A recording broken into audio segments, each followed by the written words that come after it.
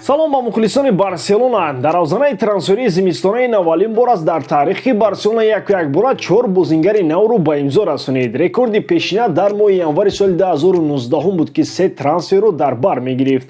Боатенг, Мурило ва Тодибо. ҳамлагари нави Барса Пьер Эмерик Абамеянг беҳтарин нишонзани Лигаи Аврупо дар байни футболбозони африқоӣ аст ки дар ин мусобиқот 22 гол задааст ва умедворем шумори голҳояшро аз ин дида зиёдтар мекунад дар бозиҳои Барселона. Мегузарем ба хабарҳои муҳим. Пауло Дибаларо дар рӯи хатти трансферҳои навбатии Барселона Матео Алемани шахсан худаш дубора шомил кард. Барселона тобистон мақсади трансфери муҳофизатгарро дар канори чап барои рақобат бо Жорди Алба дорад ва аллакай 2 муҳофизатгарро зери назари худ қарор додааст. Жоан Лапорта бо президенти собиқи Барселона Ҷангу ҷанҷолу муноқишаву шапушапро оғоз намуда ӯро ба додгоҳ кашидааст. Шаҳри ин хабарҳоро дар видеои имрӯза мефаҳмед. Аз шумо дӯстон ҳама вақт лайк, комментария ва дар канал обуна шудан аз мо бошад ҳар рӯз видеои нав баровардан. Акнун дар ягон ҷо поза ёнбошро гиред ки давомаш мошни мегузарад. Дӯстон, якчанд муддат футболи дастаҳоӣ ба танаффузи зимистона рафт, аммо ба наздикии моро тоб рақобатҳо дар пеш интизор аст. Бавария дар майдони худ Лейпцигро пешвоз мегирад. Дар серия А моро дербии нотакрор байни лидерони чемпионат Интер ва Милан интизор аст. қаҳрамони чемпионати Фаронса Лил дар майдони худ лидери чемпионат ПСЖро пешвоз мегирад. Оё Лео Месси метавонад дар соли нав голзаниро сар кунад? Тамошои ин бозиҳоро бо 1х метавонед ҷолибтар кунед. Регистратсияи осон, пур кардани маблағ аз томи гӯшаву канори дунё, вале аз ҳам муҳим бонус то $100 дар аввалин пардохт бо промокоди барсатиҷи ссилкаи бозӣ дар комментария. Ба ҳама муваффақият. ҳамлагари дастаи Ювентуси Италия Пауло Дибала ки муҳлати шартномааш бо дастаи Турини тобистони имсол ба анҷом мерасад, шомили рӯйхати трансферҳои нави Барселона дар тобистон гардидааст. Агенти Дибала дар охири моҳи феврал бо намояндагони Ювентус оиди идомаи шартномаи Пауло музокирот анҷом медиҳад ва агар онҳо ба созиш наоянд, Барселона тобистон кӯшиши ройгон ба даст овардани Дибаларо месозад, зеро директори варзишии Барса Матео Алемани шахсан худаш вазъияти Дибаларо таҳти назорати худ қарор додааст. Дибала дар мавсими имсола дар 17 бозии Ювентус иштирок намуда 7 гол задаву 3 партофти головар анҷом додааст. нуфузи Матео Алемани дар Барселона айни замон ба дараҷаи олӣ боло рафтааст ва сухани ӯ баробар ба сухани президенти Лапорта аст, агар аз ӯ ҳам болотар набошад.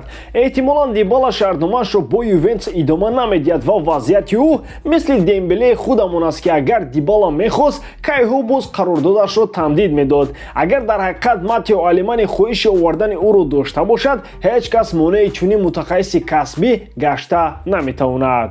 Жорди Кройф иқрор шуд ки Барселона дар моҳи январ муҳофизатгари таҷрибадори нархаш муносиб барои Барселона ҷустуҷӯ мекард, вале чунин футболбозро пайдо карда натавонист. ва онҳоеро ки пайдо карданд, нархҳояшон дар бозори трансферӣ хеле гарон буданд. бо ҳамин сабаб трансфери муҳофизатгарро то тобистон ба таърих гузоштанд ва акнун варианти пайдо кардани муҳофизатгари муносиб барои канори чапи хатти дифоъ омӯхта истоданд ки бо Жорди Алба барои ҳайати асосӣ рақобат карда тавонад. тибқи хабарҳо канори рост хатти муҳофиза аллакай барои Сезар Аспиликуета муқаррар гардидааст. барои канори чап каталониё 2 муҳофизатгарро ба нишон гирифтанд. варианти асосии Хосе Гая аз дастаи Валенсия аст ва варианти захиравӣ бошад Грималдо аз дастаи Бенфика. шартномаҳои ҳарду муҳофизатгарон то соли 2023 муҳлат дорад ва то ҳол онҳо қарордодашонро бо дастаҳояшон идома надоданд.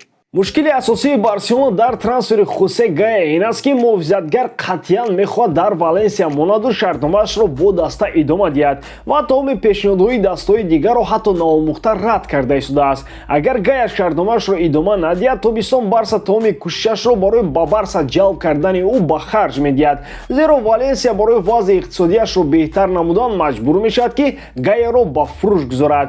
Грималдоро хави ба хубӣ мешиносад, зеро бозии ӯро бар зидди Барселона аз наздик мушоҳида намуда буд. Грималдо шартномаашро бо Бенфика идома доданӣ нест ва хави бешубҳа ӯро барои ба Барселона овардан розӣ карда метавонад. ба фикри шумо дӯстон, кадоме аз ин 2 муҳофизатгарро хави бояд интихоб намояд?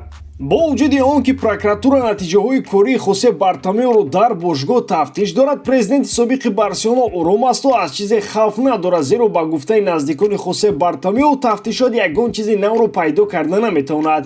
тибқи гуфтаҳои наздикони Бартомеу, Жоан Лапорта далелҳои кофӣ барои исбот кардани фаъолиятҳои ғайриқонунии Бартомеу ҳангоми президент буданаш пешниҳод карда натавонист ва ҳамаи салоҳиятҳоро бар дӯши прокуратура гузошт. Вале мувофиқи санҷиши судӣ ки бо хоҳиши Барселона агентии Крол гузаронид, муайян гардид ки ҳисоботи расоиндаи хосе Бартомеу ба буҷаи бошгоҳ 30 миллион евроро ташкил медиҳад.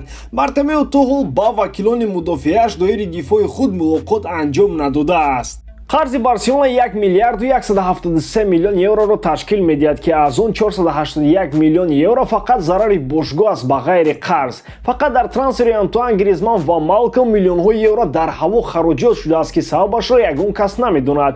15 миллион евро ба Атлетико доданд ки Барсаро ба додгоҳ накашад ба хотири беиҷозаи Атлетико музокироти пешакӣ кардан бо Гризман. 9 миллион еврои дигар ба як ширкати ҳуқуқшиносӣ пардохт карданд ки то ҳол сабабашро муайян накарданд. дар созиши Малком 10 миллион евро ба ҷониби сеюм мукофотпулӣ дода шудааст ки маълум нест онҳо киянд. Илова бар ин 33% дигар мукофотпулӣ ба миёнаравони Малком додаанд. одатан бояд аз 5% зиёд набошанд. агар чунин далелҳоро гап задан гирем, дар охир як китоби пурра мешавад. барои ҳамин Бартомеуро бояд ба додгоҳ намекашиданд, аниқтараш бе додгоҳ бояд ӯро мекашиданд. шумо дар ин бора чӣ мегӯед дӯстон? ҳатман фикрҳои худро дар комментария нависед. дар ҳам ҳолат Барселонаро дӯст доред ва канали Барса тиҷиро дастгирӣ кунед. дастгирии шумо пешравии мо. бо шумо мисли ҳар вақта Муҳаммад Гайруф.